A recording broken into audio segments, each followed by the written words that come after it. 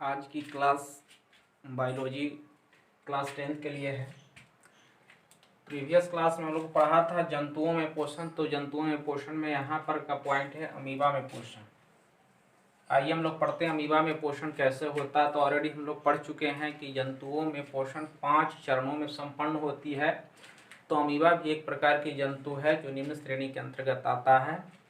तो इसमें भी 5 चरण में पोषण की क्रिया संपन्न होगी। वह 5 चरण कौन कौन सा है एक बार और जिक्र करते हैं। अंतःग्रहण, दूसरा है पाचन, तीसरा है अवशोषण, चौथा है स्वांगीकरण और पांचवा है बहिक्षेपण। हम लोग को पता है कि अमीबा का कोई एक निश्चित आकार नहीं होता है, वह अपना आकार बदलते रहता है। और ये भी पता है कि अमीबा एक कोशिकीय जीव है। तो आइए हम लोग देखते हैं कि इन 5 चरणों में अमीबा में पोषण कैसे होता है, जबकि वे एक कोशिकीय जीव है अमीबा। तो सबसे पहले देखिए यहाँ पर हमने इस तरह का फिगर अमीबा का दिया है। इसमें कोई निश्चित फिगर नहीं होता हम लोग की तरह। हमने बताया था प्रीवियस क्लास में कि जैसे ही कोई भोज्य पदार्थ अमीबा की सतह, शरीर की सतह पर जैसे ही आता है, वैसे ही अमीबा कूटपाद का निर्माण करता है। कूटपाद के अंगुली की समान रचना जैसी अपने शरीर को आगे बढ़ाने लगता है। और ये जो भोजन है वो बीच में आ गया,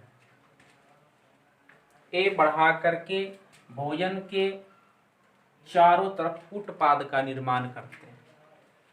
कूटपाद का निर्माण करने के बाद क्या करता है अमीबा, आसपास के जल कणों की सहायता से इस भोज्य पदार्थ को अपने शरीर के अंदर कर लेता है।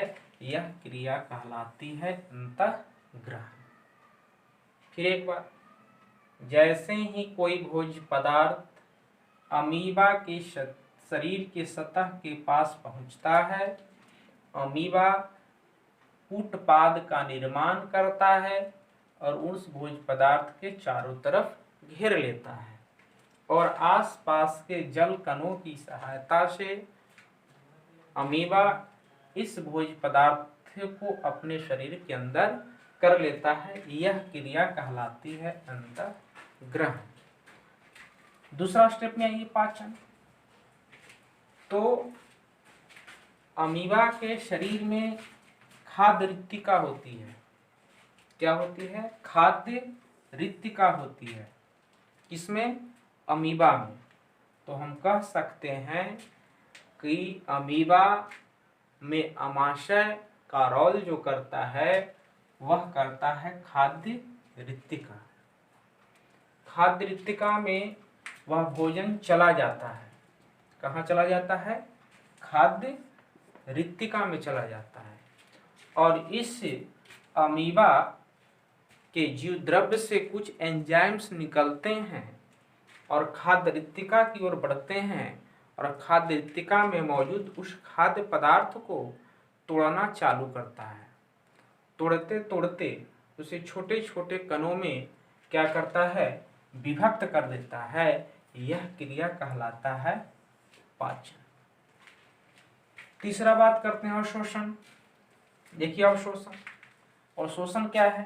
जब जीव द्रव्य में मौजूद एंजाइम्स खाद्य रिक्तिका में जाता है तो खाद्य रिक्तिका में मौजूद भोज्य पदार्थ को खंड खंड भागों में तोड़ देता है। तब वहां एक प्रोसेस है विसरण। क्या है? विसरण। विसरण की क्रिया के द्वारा यह भोज्य पदार्थ से बने हुए छोटे छोटे कण जो यह लेने के लिए तैयार है, विसरण की क्रिया के द्वारा इस कोशिका में चारों तरफ मिल जाती है। चौथा ये स्वांगीकरण। जैसे ही चारों तरफ मिलता है, इसका एक भाग अमीबा श्वसन की क्रिया करने में ऊर्जा को लैप्स कर देता है। कितना? एक भाग। बाद बाकी भाग को अपने आप को वृद्धि करने में, प्रजनन की क्रिया के रोल करने में, एक से अधिक भागों में आने में वह ऊर्जा का इस्तेमाल करता है।